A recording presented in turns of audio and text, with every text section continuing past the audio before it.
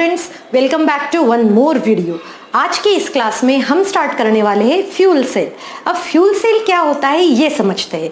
अब electrochemistry chapter में हमने two types of cell study करे हैं, या फिर हम उसको बैटरीज भी कह सकते हैं। जैसे अगर हमने प्राइमरी सेल की बात करें तो प्राइमरी सेल क्या होते हैं, वो एक ऐसे सेल्स होते हैं जिसको हम बार बार रिचार्ज करके यूज नहीं कर सकते। जैसे कि हमारे घड़ी में जो सेल होता है, हमारे रिमोट में जो टीवी का जो रिमोट होता है उसमें जो सेल होता है, या फिर हमारे रिस्ट वॉच में जो सेल होता है, ये सभी सेल कैसे, ये सभी सेल जो है वो प्राइमरी सेल है। क्यों है वो सभी प्राइमरी सेल? क्योंकि उन सेल को हम बार बार रिचार्ज नहीं कर सकते। अब हम आते हैं सेकेंडरी सेल की तरफ। सेकेंडरी सेल मींस क्या होते हैं? ऐसे सेल्स जिसको हम क्या कर सकते हैं, रिचार्ज कर सकते हैं। जैसे कि जो हमारे रिमोट कंट्रोल कार्स रहती है टॉयज में, उसके कुछ सेल्स आते हैं जिसको हम रिचार्ज कर सकते हैं। हमारी कार बैटरीज रहती है, ऑटोमोबाइल्स की बैटरीज रहती है, इन्वर्टर की बैटरीज रहती है, इन सभी को भी हम क्या कर सकते हैं, रिचार्ज कर सकते हैं। और जो हमारे डे टू डे लाइफ का एग्जाम्पल है मोबाइल की बैटरी तो रिचार्ज होती ही है। तो ये सभी सेल्स जो होते हैं, इन सभी सेल्स को कहा जाता है secondary cells. So primary cells और सेकेंडरी सेल्स जो है ये है, बट इनके साथ में कुछ ड्रॉबैक्स है। क्या ड्रॉबैक है? प्राइमरी सेल का ड्रॉबैक क्या है? प्राइमरी सेल का ड्रॉबैक ये है कि भाई उसके साथ में जितना रिएक्टेंट होगा वो तभी तक चलेगा। सेकेंडरी सेल के साथ क्या ड्रॉबैक है? उसके साथ ये ड्रॉबैक है कि प्रोसेस रिवर्स तो कर सकते, but it is a time consuming process. इसीलिए कुछ और सेल्स को डिस्कवर किया गया, और जो सेल्स को डिस्कवर किया गया उस सेल का नाम है फ्यूल सेल। अब अभी हम ये समझते हैं कि फ्यूल सेल होता क्या है।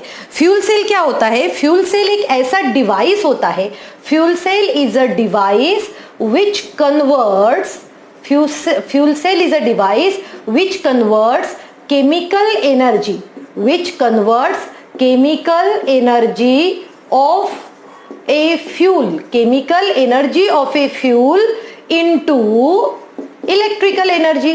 वो क्या करता है? केमिकल एनर्जी जो है फ्यूल की उसको कन्वर्ट करता है इलेक्ट्रिकल एनर्जी में, और उसे कहा जाता है फ्यूल सेल। तो अभी हम ये देख सकते हैं कि वहां पर जो है काफी सारे टाइप्स के फ्यूल सेल हो सकते हैं, जिसमें से हम फर्स्ट टाइप जो स्टडी करने वाले हैं, और वही हमारे एनसीईआरटी में भी दिया है, और वो है हाइड्रोजन ऑक्सीजन फ्यूल सेल। अब हाइड्रोजन ऑक्सीजन फ्यूल सेल है, और फ्यूल सेल की खासियत क्या होती है, क्यों इसको यूज किया जाता है, वो भी हम एडवांटेजेस एंड लिमिटेशंस तो हम स्टडी करेंगे। पर मैं आपको यहां बता दूं, फ्यूल सेल तब तक चल सकता है जब तक उसमें फ्यूल है।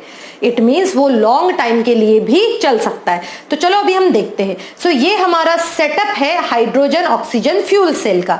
अब इस सेटअप में क्या क्या है ध्यान से देखो। यहां पर 2 इलेक्ट्रोड्स है, देख लो ध्यान से। यहां पर 2 पोरस इलेक्ट्रोड्स है, और जो पोरस इलेक्ट्रोड किससे बने हुए हैं? Made up of carbon.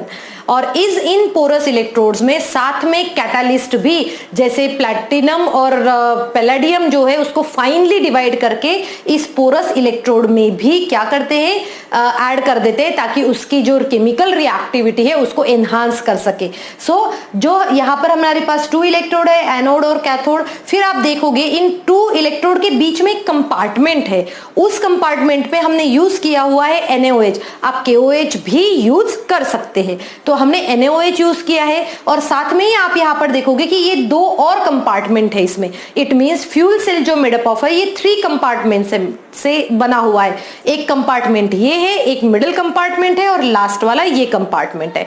So middle compartment का तो हमने स्टडी कर लिया, और तीनों कंपार्टमेंट को इलेक्ट्रोड ने सेपरेट किया हुआ है। अब आप यहां पर देखोगे कि इस फर्स्ट और थर्ड कंपार्टमेंट में दोनों तरफ से एक तरफ से, और या फिर दोनों तरफ से हम देखेंगे हम गैसेस को हम क्या ऐड ऑन कर सकते हैं। जैसे आप देखोगे इस साइन में आप देख सकते हो कि हाइड्रोजन यहां से क्या हो रहा है, एक यहां से हाइड्रोजन गैस को आप बबल्ड कर सकते हो, इसके अंदर हाइड्रोजन गैस आ सकती है। और यहां पर भी क्या होता है, हाइड्रोजन गैस या ऑक्सीजन गैस यहां से आ सकती है। और जैसे ही हाइड्रोजन और ऑक्सीजन गैस आ जाएगी वहां पर, तो हम ये कह सकते हैं कि फर्दर केमिकल रिएक्शन होना स्टार्ट होगी। और जो भी इनका बाई प्रोडक्ट रहेगा, और बाई प्रोडक्ट दोनों केस में क्या है, बाई प्रोडक्ट जो है वो दोनों केस में वो है वाटर।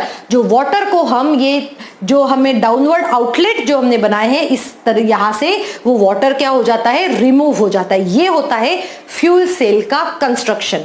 अब देखो यहाँ पर हम इसके कुछ रिएक्शंस देखते हैं किस तरीके से वर्क करते हैं। अब देखो एट एनोड, अब एनोड पे क्या रिएक्शन हो रही है वो समझते हैं हम। एनोड पे जैसे कि हमें पता है कि एनोड पे क्या रिएक्शन हो रही है, एनोड पे हो रही है रिएक्शन ऑक्सीडेशन। अभी ऑक्सीडेशन रिएक्शन किस तरीके से करते हैं मैं यहां पर समझाती हूं आपको। देखो ये H2 है, ये क्या करेगा, ये H+ इलेक्ट्रॉन्स को लूज करेगा, तो ऑक्सीडेशन प्रोसेस हो गई है एनोड पे। और जैसे ही H+ आयंस इलेक्ट्रॉन्स को लूज करते हैं, यही H+ आयंस जो है वो किसके साथ मिक्स होते हैं, OH नेगेटिव के साथ में, ताकि वो क्या बना सके, वाटर बना सके। और इस तरीके से हम ये देख सकते हैं, हमने पूरी इक्वेशन को हम बैलेंस करते हैं और फर्दर हम ये बताते हैं कि हाइड्रोजन गैस पहले इलेक्ट्रॉन को लूज करती है, फिर OH नेगेटिव से रिएक्ट होकर यहां पर बनाती है वाटर। ठीक है, अब देखो अब क्या हो रहा है, कैथोड पे क्या होता है वो भी समझो। कैथोड पे जो है यहाँ पर जो ऑक्सीजन है वो वाटर के साथ मिलके, और ये इलेक्ट्रॉन जो फर्स्ट एनोड प्रोसेस पे हमें मिले हैं, तो ये गेन ऑफ इलेक्ट्रॉन हो रहा है। इट मींस रिडक्शन कहां पर हो रहा है, रिडक्शन हो रहा है कैथोड पे। तो रिडक्शन होकर ये भी क्या बनाते हैं, OH नेगेटिव आयंस बनाते हैं। और जब आप ओवरऑल रिएक्शन देखोगे तो फाइनली हमें ये दिखता है कि हाइड्रोजन गैस, ऑक्सीजन गैस एक दूसरे के साथ मिलके क्या बनाते हैं, प्रोडक्ट, यहाँ पर प्रोडक्ट बना रहे हैं, और वो प्रोडक्ट है वाटर। और हमें याद रखना है कि फ्यूल सेल वही डिवाइस होता है जिसमें वो क्या कन्वर्ट करता है, केमिकल एनर्जी को कन्वर्ट कर रहा है इलेक्ट्रिकल एनर्जी में। और स्टूडेंट यहाँ पर एक मैंने बहुत ही इंटरेस्टिंग चीज लिखी हुई है, आप सभी इसको देख सकते हैं ध्यान से। देखो ये इंटरेस्टिंग चीज क्या है, यहाँ पर मैंने ऐसे लिखा कि एल्कलाइन फ्यूल सेल जो है, जिसको ऑफन हम क्या कहते हैं, AFC कहते हैं। एल्कलाइन हमने NaOH और KOH ही लिया है, तो एल्कलाइन फ्यूल सेल को ही कहा जाता है बेकन फ्यूल सेल। क्या कहते हैं इसको, बेकन फ्यूल सेल कहते हैं। And this name has been given after the British inventor, British inventor है उसके नाम पे इसके नाम दिया गया है, इसको बेकन फ्यूल सेल कहा गया।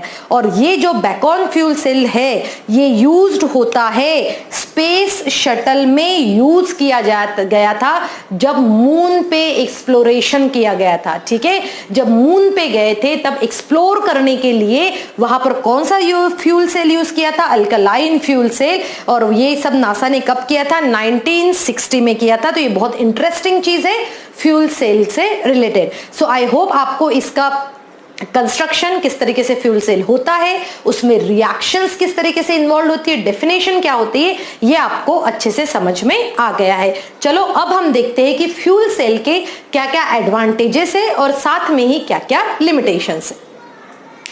तो स्टूडेंट यहाँ पर हम देखेंगे कि फ्यूल सेल के क्या क्या एडवांटेजेस है और क्या क्या लिमिटेशंस है। सो फ्यूल सेल का अभी हम ये सबसे पहले एडवांटेज ये देखते हैं कि यहाँ पर हमने ये कहा कि long life working, it doesn't mean that कि लाइफ लॉन्ग चलते रहता है।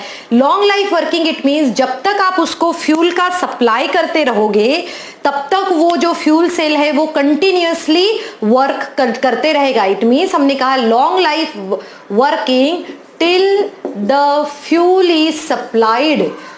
अगर आप उसको फ्यूल सप्लाइड करते रहोगे पूरे टाइम तो वो क्या रहेगी, उसकी वर्किंग कैसे रहेगी, बहुत ही ज्यादा लॉन्ग लाइफ रहेगी। वो एनर्जी पे एनर्जी क्या रहेगा, एज अ फ्यूल हम उसका यूज कर सकते हैं। सेकेंड थिंग हम देखेंगे यहाँ पर, do not cause any pollution. Fuel cell किसी भी टाइप का कोई भी पोल्यूशन नहीं करता है। क्यों नहीं करता, क्योंकि हमने देखा बाई प्रोडक्ट क्या है, इसमें बाई प्रोडक्ट वाटर ही, ना ही कोई हार्मफुल गैसेस है, ना ही कोई ऐसा प्रोडक्ट है जो कि क्या कर सकता है, एनवायरनमेंट को हार्म कर सकता है। और इसीलिए fuel cell do not cause any kind of pollution. अब हम देखते हैं इफिशियंसी ऑफ फ्यूल। अब फ्यूल जो है इसकी इफिशियंसी है ये कितना होता है, 60 to 70%, and it is a far better than the thermal power plants whose efficiency is 40% only. So ये इन तीनों पॉइंट्स की वजह से फ्यूल सेल हम ये कह सकते हैं कि इसके काफी सारे एडवांटेजेस है अगर हमने फ्यूल सेल यूज करना स्टार्ट किया तो। But still fuel cell is not in day to day life practice. क्यों नहीं है वो देखो, इसके लिमिटेशंस हम देखते हैं क्यों होते हैं। जैसे कि हमने कहा कि फ्यूल सेल जो है बहुत ही ज्यादा एक्सपेंसिव बनता है। एक्सपेंसिव क्यों बनता है, due to presence of catalyst. जैसे मैंने आपको बताया था कि पोरस इलेक्ट्रोड्स होते हैं और इस पोरस इलेक्ट्रोड में हम प्लैटिनम और पैलेडियम यूज करते हैं। प्लैटिनम और पैलेडियम बहुत ही महंगे मेटल्स है और जिसकी वजह से इसका कॉस्ट बहुत ज्यादा हो जाता है और ये क्या होते हैं, फ्यूल सेल काफी एक्सपेंसिव हो जाते हैं। फिर हम देखेंगे कि ये difficult to store gaseous fuel, जो गैसियस फ्यूल जो हम इंसर्ट कर रहे हैं ये बहुत ज्यादा डिफिकल्ट होता है। उन गैसियस फ्यूल्स को क्या करके रखना, उन गैसियस फ्यूल को स्टोर करके रखना। क्योंकि अगर उनको स्टोर करना है तो आपको लिक्विफाइड वे में स्टोर करना पड़ेगा, और लिक्विफाइड वे में वो आप तभी स्टोर कर सकते हो जब उसका लो टेम्परेचर होगा। ठीक है, तो ये बहुत ज्यादा डिफिकल्ट होता है किसी भी गैसियस फ्यूल को स्टोर करना। और लास्ट हम लिमिटेशन ये देखेंगे कि NaOH और KOH जो है, KOH जो है, ये बहुत ज्यादा कोरोसिव इन नेचर है। कोरोसिव तो आपको पता ही है, बेसिस है, स्ट्रॉन्ग बेसिस है, तो ये क्या कहे, कोरोसिव इन नेचर है, that's why it can cause harm also. So student, I hope आप सभी को फ्यूल सेल अच्छे से समझ में आ गया होगा। ये टॉपिक छोटा सा है, इसके ऊपर क्वेश्चन जरूर बनते हैं, आप सभी को समझ में आ गया होगा। आपने अपने अपने नोट्स बना के रखे हुए, और कुछ भी डाउट है तो आप मुझे कमेंट सेक्शन में पूछ सकते हैं। Thank you students and have a good day ahead.